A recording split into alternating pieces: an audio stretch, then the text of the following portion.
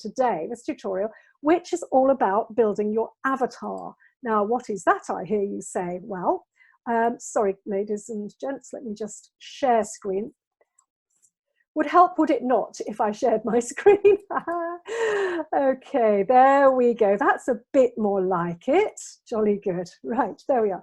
So we're going to take 3 steps. As I said, I promise it wouldn't be very long, but do stick with me right to the end, because what we have got is a special sheet, and I want to talk you through how to use it. I came up with the concept, and Megan McArdle, who does all the social media side of things for the CMA, she kind of designed it, and it's brilliant, and it's so useful. And we've actually got that as a download for you. So I'll tell you exactly how to get that at the end, but I'll talk you through how to use it. So what we've got today is 3 steps to identifying your avatar to build a vibrant, thriving practice now, even in COVID challenge situations. So pray tell, what is an avatar? It's a temporary manifestation or an aspect of a continuing entity. So what it actually is a... there are ghosts in the house again. What it actually is an ancient Sanskrit word. That's where the word avatar comes from. And essentially what it is, it's almost shorthand for an identity. And that's how the word is used in marketing. So it's also used as an embodiment of a principle, attitude, or view of life. So when we're talking about avatars from a marketing perspective, what we've got to think about is that this avatar, this entity that we're going to conjure up today between us, sounds a bit dodgy. I don't mean it in that sort of dodgy way. We're not going to sort of raise, spirits and things like that, although it'd be quite good to raise our spirits. But what I'm saying is that between us, I'm going to talk about how each of you can create your own individual, perfect avatar for your ideal client. That's what we're doing today. And I'll tell you why we need to do that as well. So what is an ideal client avatar, and why do we need one? We're told by the marketing gurus, just create an imaginary person who will become your ideal client. It's not as simple as that. There are challenges with that approach. It's quite difficult to do that. And the other thing is it sort of feels a little inauthentic. So what do? The reason that we need to use an avatar is because in marketing, the more you scatter your message and try to be all things to all people, your message becomes very, very diluted. And ultimately, you end up meaning nothing to lots of people rather than meaning something very specific to a smaller group of people. Now, a lot of people at that point get really freaked out and thinking, oh gosh, well, what if there aren't enough people to go around? What if I'm so specialized in what I do that there aren't enough people to go around for me to build a successful practice? Well, I can assure you that there will be, because one of the things that we will do at some point is look at your USP. It's a bit of an archaic marketing term, but it's your unique selling proposition. That is what differentiates you and your offering from everybody else out there. I'm constantly going on about not commoditizing your practice. So not just being another aromatherapist or another acupuncturist or another homeopath. That doesn't do anything for anybody, and essentially it cheapens your offering. And generally speaking, and we'll talk about this a bit later, nobody really understands that jargon. So what your USP is all about is, what is it about what you offer from your sphere of expertise that is completely different to anybody else. So that's how we know that you will be able to offer your services out there. And by creating a marketing avatar, an ideal client identity, you're going to know precisely what makes that imaginary entity tick with the exercises we're going to go through today. And once we know what makes that person tick, we can craft our messages to them, our marketing messages. So we will be so specific with our marketing messages that the person actually feels as though they are being spoken to by somebody who knows them. And as you know from last week and the week before and the week before, being successful in marketing or sales of any sort is about emotion. It's about harnessing feelings. That's the most important takeaway, if any, that I have for you. So the reason I've got this picture here of these two ladies is because when we develop a picture of this imaginary ideal client, I want you almost to imagine that you're sitting perhaps in the park on the swings having a chat with this person, or you may imagine yourself sitting across a table for them in the cafe having a cup of tea with them. Just put yourself in your own imagination into a really real situation with this person. And bear with me because I'm going to show you exactly how to do that. But the most important thing is that we make our imaginary transactions, our imaginary discussions as real as we possibly can in our own minds. It is mental gymnastics. So what I find is easier is that if you can think of who you would love your ideal client to be, and is there a person that you already know who has a lot of those qualities? I bet there may be. The best avatars are based on a real person that we actually know. This is a person we would love to have as a client. And there has to be an emotional engagement. You have to feel really happy and optimistic about the idea of working with this person. That's when you know, if you think, oh yeah, actually, gosh, yes, I know. Now, I'll give you an example, a real life example. When I was writing Rewind Your Body Clock, I knew that I had the concept of a really brilliant book. But one of the things you have to do, I had an agent already, so that helped things along immensely. But when your agent puts you up in front of different publishers, you go to meetings with publishers and different publishing houses, and you have to supply them, before you go for a meeting, or before you can even get a meeting, you have to supply them with a sales document to describe exactly who the market audience is. And to do that, I came up with an avatar. So I've done it many, many times. I've done this exercise myself many times in the real world. My avatar for the book, Rewind Your Body Clock, is actually my friend Christy. She's an American lady. She's same age as me, so she's 56, and she runs a very highly successful medi-spa in America, in Florida. Christy loves her dogs. She's got 2 grown-up kids. I know how she eats. I know that she loves to go and play a round of golf. I know that she's got a much younger boyfriend that keeps her on her toes, and so I know a lot about Christy. She's my friend. She's the woman that I wrote that book for, because Christy is like a lot of other women out there, that, she's not the only one. She is a unique person, of course, but she's not the only one like that. And so there are so many women of that particular age group. And then, of course, you can then broaden it slightly. But when you're writing a sales pitch about one particular person, everything jumps off the page. It's remarkable how it happens, and it makes your life so much easier. And it's all about the emotions. So by using a person we know for this exercise, we know how to develop a really intimate knowledge of them. We'll know how they think, what they respond to, what their desires are, and what their points of pain are. Now, what I have to explain to you, and I have said this previously, but if you've not been in I know sometimes we've got a couple of people who are new to the group.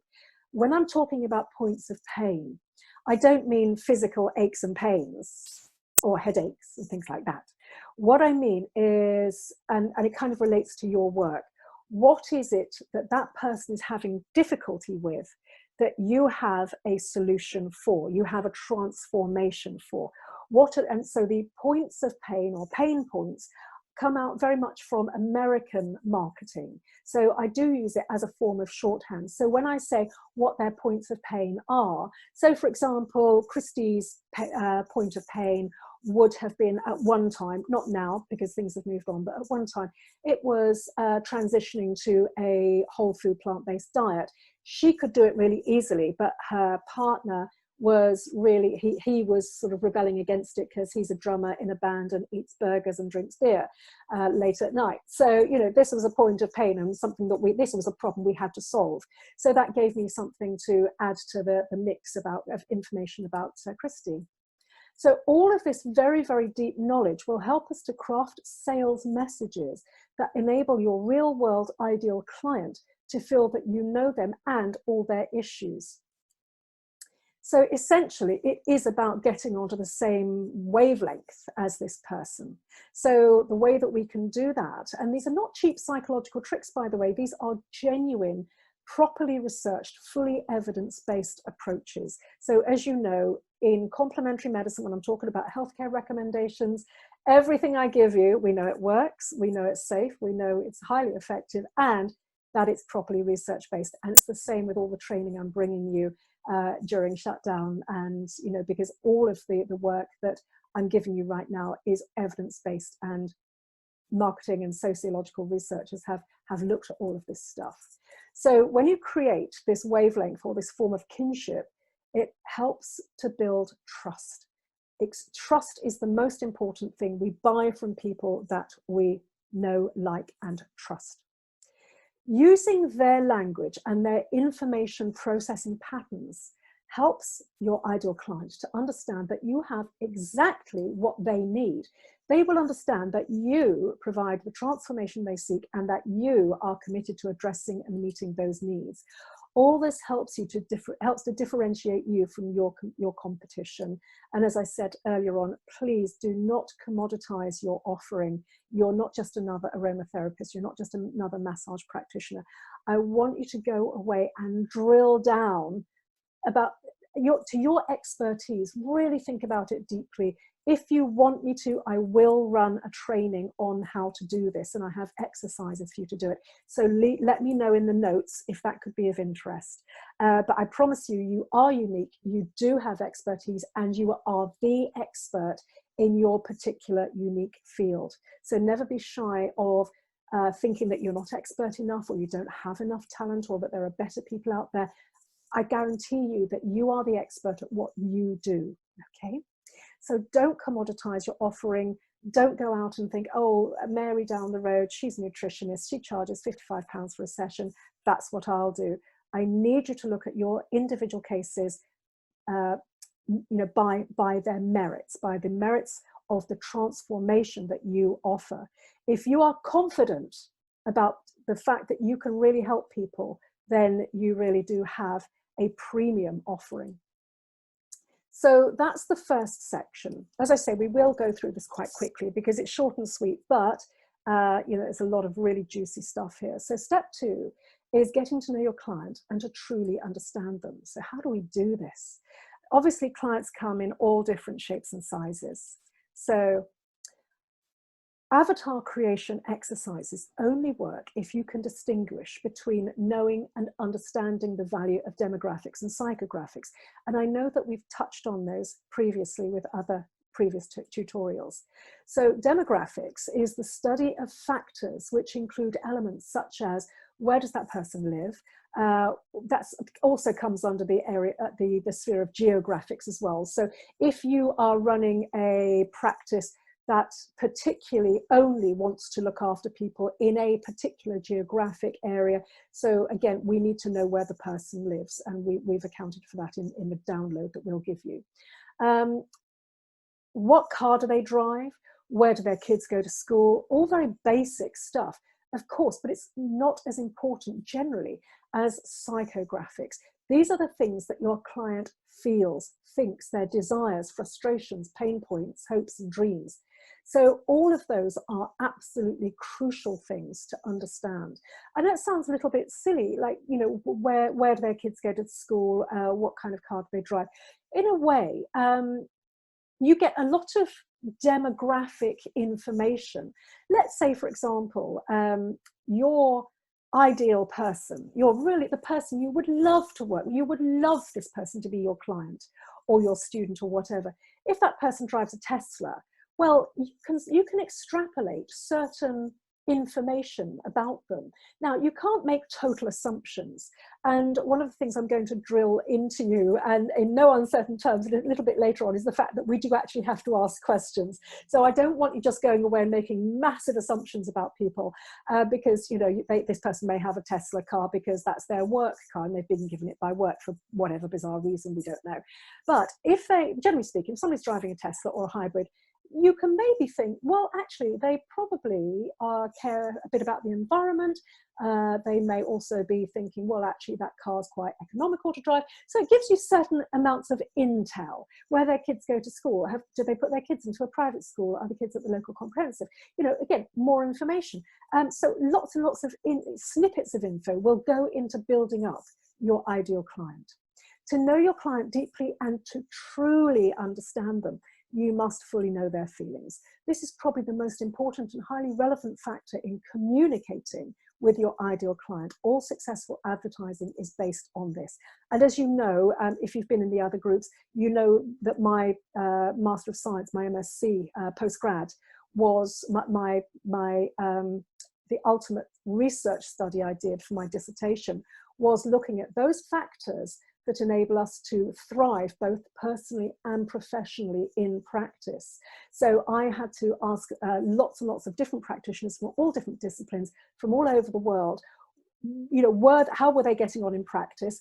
Certain of them were doing very well and the vast majority were struggling.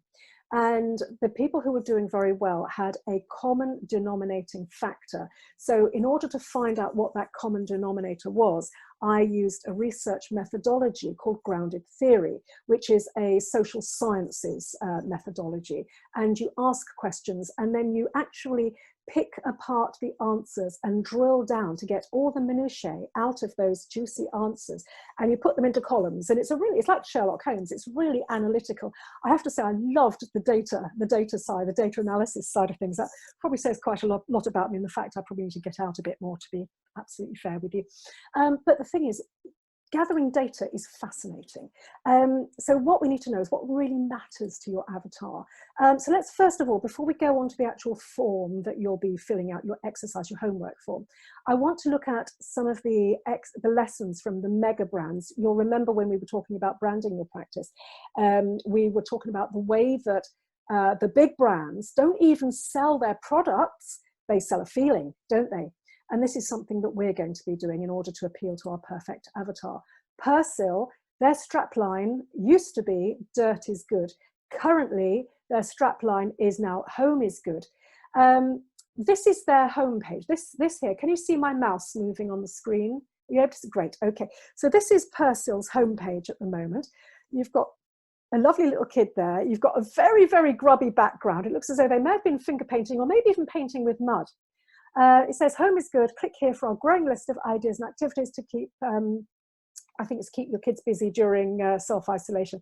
And the strap line is "Get messy." There's a little thing you can click there and it gives you loads and loads and loads of ideas for your kids to really get out into nature and to get really messy and so on. Why are Persil doing that? Because nowhere on their site or in their adverts even do they advertise washing powder. They never have a lady like in the 1950s, you know, holding up a pack of Persil saying with her beautiful skirt and her pinny on, "Buy Persil, it washes my whites whiter than white." That's probably not their strap line, but you know what, we know where I'm going with all of that. But what they do is they overtly and covertly convey a feeling through their subtext. Now, this is my interpretation of their subtext. I wonder if you would agree. I think the subtext is this: what a good mother I am if I use Persil, because I'm so smart that I know dirt is good for my children's developing immune systems, but thanks to Persil, who have my back, I can get their clothes clean. Therefore, I'm taking good care of my children, which equals I'm being a good mother. Now, that I think is Persil's very, very clever subtext. So what they're saying is, they're not even saying, "Mums, dirt is good for your kid's immune system." They are really subconsciously complimenting mothers who are smart enough to know that we all need dirt exposure, and that making mud pies is really good. And so you'll see a little kid running in from the garden in some of their adverts, absolutely covered from head to toe in mud. And the mum's really happy about that. And the kid's really happy as well, because kids love making mud pies, don't they? So that's the Persil subtext. So do you see what I'm doing with that? Now, you're probably thinking, how does this apply to my avatar and so on? What I'm talking about, this is more of a branding issue. But when we really deeply know our avatar, we're going to know the kinds of messaging that they will respond to. Let's look at some more branding. So there we go. Right. Okay. Nike. They don't just sell trainers. They sell a feeling of unbeatable optimism, power, and motivation. So their strapline, as you know, is Just Do It. So this is Nike's homepage. So yes, they have got a pair of trainers. And your eyes, as we know from eye tracking experiments that we spoke about in the neuropsychology of branding last week, we know that eyes automatically go to the top left of your screen if you come from a culture where we read from left to right. If you were making a website for people in Israel, for example, you would actually put your most important message on the top right of the screen, because Israeli people, because they read from right to left, that's where they're getting their first chunk of information from. But I don't think anybody's putting up Israeli sites, unless I'm very much mistaken. So what we know from this particular picture is that we've got space to dream. Well, space to dream doesn't relate to trainers, does it? It's got nothing to do with trainers. These are the Nike Air Max. Then you realize 2090, gosh, that's really futuristic. And then you've got a girl who's clearly an astronaut, and she looks as though she might be on Mars because there's a lot of red Earth behind her. So she's clearly a Martian astronaut. So there we go. Space to dream. Nothing to do with buy these trainers. They're really cool. They'll keep your feet nice and bouncy. So again, it's all about engaging emotions and using people's aspirations in order to create messaging. Interesting story about a hug and a mug. This was a strapline that caused the worst fight between advertisers, probably in living memory. Both Cup of Soup and Lemsip they came out with it at exactly the same time. By total coincidence, their strapline was a hug and a mug. And anyway, bachelors went to court and tried to claim this strapline from Lemsip, and said the problem is, if Lemsip are allowed to use this strapline, we know this strapline, we've tested it, because they don't come up with straplines for just random and just put them out there. These are tested with focus groups. Nothing in marketing ever happens by accident. Nobody makes it up as they go along. Way too much money, billions in it, to let that happen. So the strapline is very, very important. So they realized that, so Lemsip Max realized that if you're feeling really ill, actually probably what you want is a great big hug. And so, by having your Lemsip Max, it's really going to make you feel better and loved and cared for and so on. And Bachelor's argument was, no, this is our strapline because our lovely Cup of Soups are like a hug in a mug. And our worry is that if Lemsip are allowed to carry on using that strapline, it produces and provokes so much emotion that people will associate being ill with that strapline. Now, unfortunately for Bachelors, the court didn't agree, and so they lost the case. Personally, I don't think they should have lost the case, because I think that, yes, there is a real danger, because that hug in a mug strapline is a very powerful strapline, and it produces an emotional response. So, I think really Bachelors should have done themselves a favor and probably had a psychoneurologist on the stand. If they didn't, they should have done. So that was the battle. So this is, so powerful of feelings in advertising. So this is the download that we're going to give you. So I'm going to talk you through it just briefly. And then I want you to be able to download it, which you'll be able to do from the CMA website. And I'll tell you how to get there in a moment. So your avatar, this is how we create your avatar on paper. You probably have an idea of somebody that you would love to work with. If you do already, that's great. What I want you to do is to actually start to write down things about them. If you don't have a person, your perfect ideal person, a real person in your life, then it's perfectly okay to make one up. Real people make it slightly easier because you can actually ask them questions if you get stuck. But if you don't have a real person, you can pretty much accurately create answers to those questions from your imagination, and it works quite well. So let's start over here with goals and values. In the case of Christy, what would her goals and values be? What would they be? Not have been, but be. Well, okay, I know she's really into keeping fit.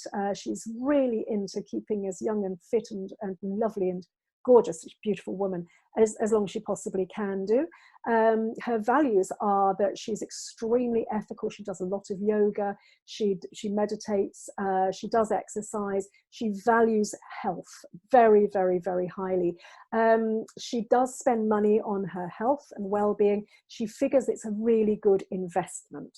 So that's kind of where she's coming from. And you can build that and build it and build it.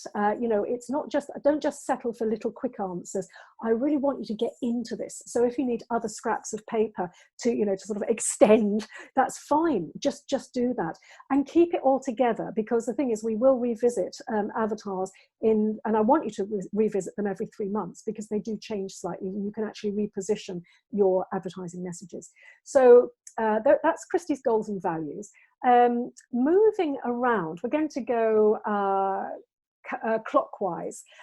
So we'll say her age, same as me, 56, gender female, marital status, living with partner, age of children. I believe they're around about late 20s, 28 and 29, I believe. Location, she's in Florida. A quote that Christie lives by, actually, I don't know one of her favorite quotes. I'm sure she's got loads because she's always putting up really inspirational stuff on Facebook. So she's probably got a particular quote. So I would pick up the phone and say, hey, or message her, hey, you know, what if you had a favorite quote, what would it be? Her occupation, I know she's a very, very highly qualified nurse practitioner, runs a med spa. What are her passions? Her dogs, her partner, her kids. So, you know, it's very sort of home-based, but also her career. She's very, very career-driven, highly successful woman. Level of education, well, she has a postgraduate master's degree, so she's really highly qualified in nursing, and anything else you can think of. And then we'll move up here to challenges and pain points. Remember, it's not because your avatar is aching and so they probably are, because they're coming to you for health and well-being reasons. I strongly suspect, I don't think you'd be here if your client wasn't. But, you know, so what are their challenges and pain points? Well, you know, difficult for me, really. I can't really say anything for Christie because she was my avatar for my book. So that's different. But let's say I had somebody else. For example, if I was your client and I was coming to you, you might say to me, okay, so Jayney, what are your challenges and pain points? I'd say, well, I have issues with autoimmune conditions. I have rheumatoid arthritis and Hashimoto's thyroiditis. They're under control at the moment, really, really good. But, you know, I need to make sure that I look after myself and keep myself well and so on. So those are my challenges, making sure I don't work too hard and that I get adequate sleep. So those are probably my two big things, really. My pain points are, so being challenges, pain points are not just like, yes, I've got an achy, well, I haven't got an achy knee, but if I had an achy knee, that would be one pain point, very physical pain point. But my pain points might be, gosh, when I get really excited about something to do with work, for example, then I can't sleep. Let's say that's, you know, it's kind of made up because I'm really good at sleeping now. I trained myself with my yoga nidra recording. But, you know, I used to be a terrible insomniac. So that would be one of my pain points, for example. So I'd be, you know, so you'd be thinking, okay, right, so she's got that issue there. Okay. So you'd be thinking about me and you'd be thinking, or I'd be thinking about Christie. So if you've got somebody coming to you, what might their objections be? And have they got a particular role in the purchase process? So objections could be things like, well, I really would love to come and see you, but I can't afford it. Or I really would love to come and see you, but my husband says that we can't afford it at the moment because we're saving up for something else.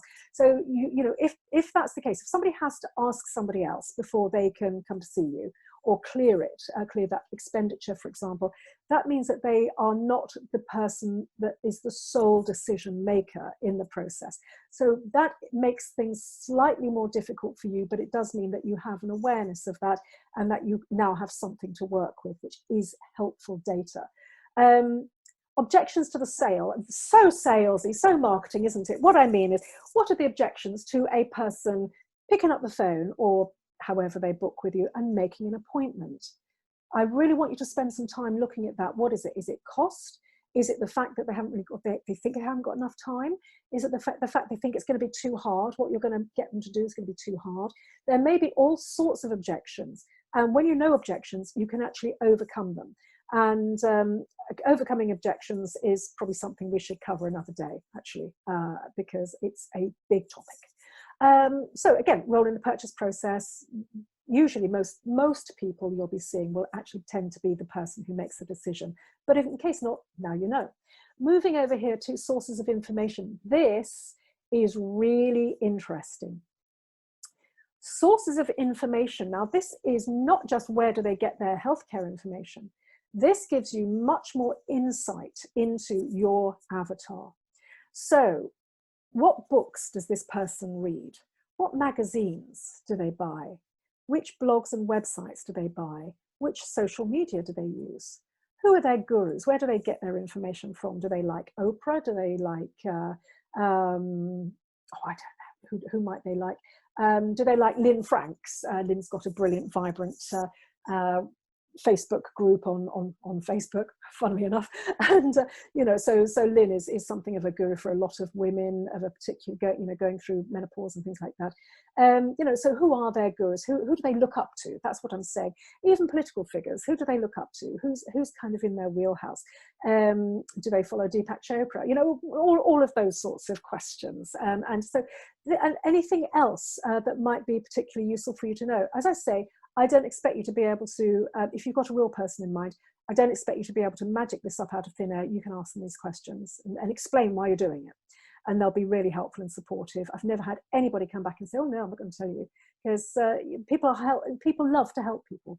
So if you've got an imaginary avatar, that's absolutely fine as well. I've used them myself many, many times for different projects.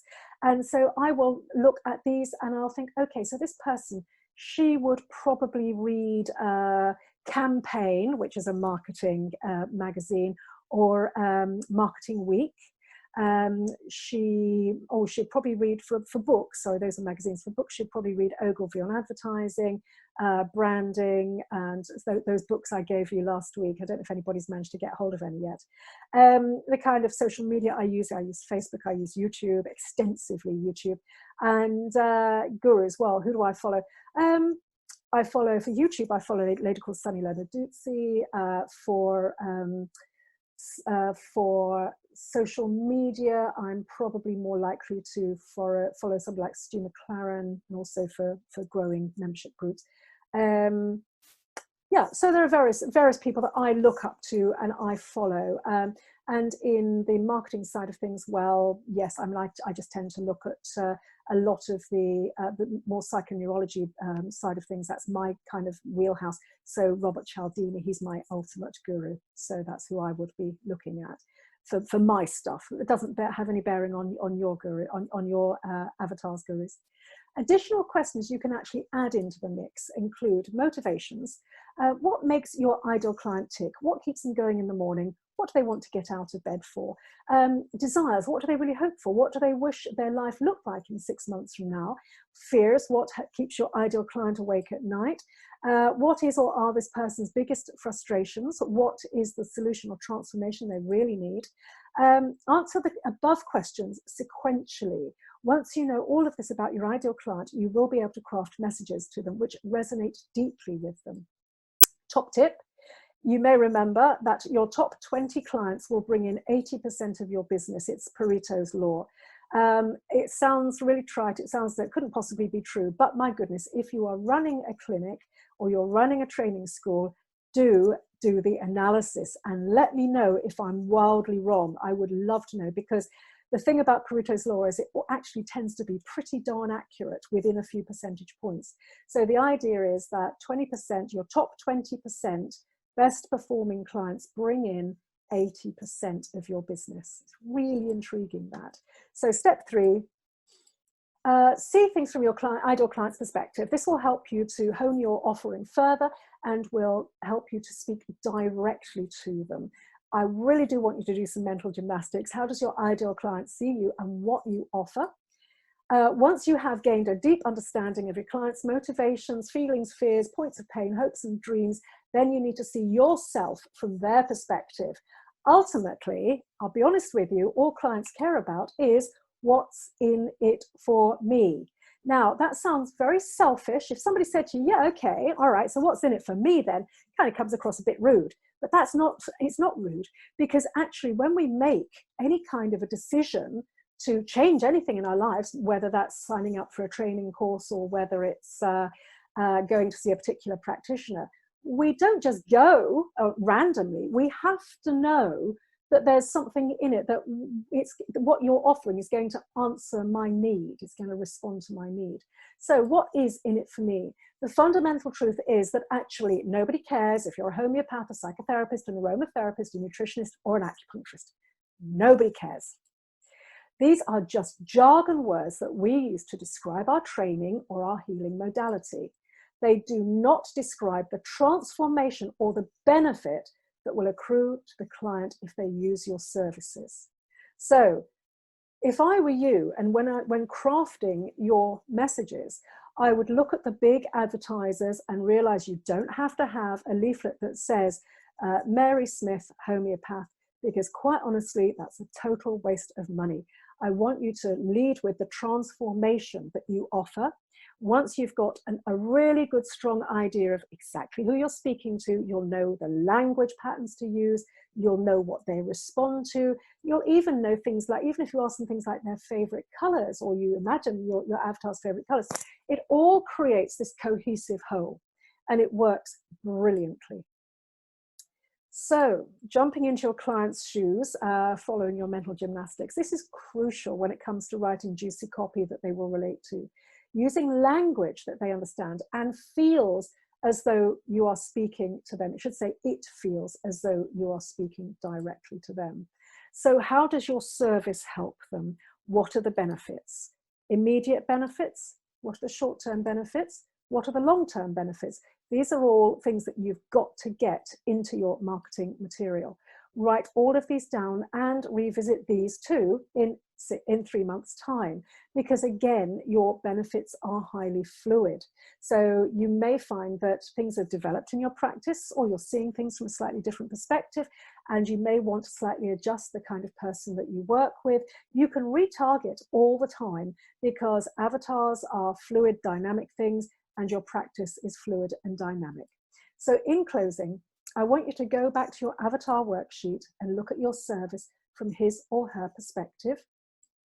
I want you to remove yourself from the equation. This is incredibly important. In homeopathy, we had to read The Organon of Medicine, which was written by Dr. Samuel Hahnemann over a couple of 100 years ago. In his aphorism number 6, he starts by saying, the unprejudiced observer. And it's those words that get every homeopath, and we just go, whoa, okay, I suddenly get what this is about. Because this brilliant thing that he wrote all those hundreds of years ago is so interesting. It's about taking yourself and your stuff out of the equation. It works just as well in marketing as it does in the practice room or your therapy room. When you've got a client in front of you and you're working with them, this is what Hahnemann means. He's saying, don't project your stuff onto this person. We didn't have words like projection then, of course, but don't project your stuff and your suppositions and your imaginings about this person. You've got to come from hard data. Listen to what that person's saying to you. Observe them. How do they look? How do they speak? How do they dress? He was talking back then about data gathering. You've got to let your client do the speaking, or your imaginary avatar, perfectly good as I say. So take your stuff out of the equation. Don't put any of your imaginings and suppositions onto this avatar creation, because if you do, you're going to lose it. You won't get an accurate avatar. And remember that what they're asking is, what's in it for me? If you can answer that question, you've got yourself a practice. And so I want to just finally say, there's one last piece of the puzzle, and that is, if you don't do it, it doesn't work. Okay, so I shall navigate back to our Zoom room. Okay, all right, lovely, great stuff. Thank you very much, everybody. Does anybody have any questions for me? If you have any questions, type them in. What we will do is we will, Roberta, could you possibly put the CMA homepage address so the-cma.org.uk, into the chat box, so that you can highlight that, copy and paste it. So that will take you to the CMA website if you don't already have that etched onto the insides of your eyelids, as you should, because, you know, the CMA website is a thing of wonder, although we are redesigning it. At the very top of the homepage, what you have, in fact, tell you what I'll do. Let me share screen, and I shall show you precisely where it is. Safari. Okay, let me go into that. Right, okay, let me find this. Okay, just bring up.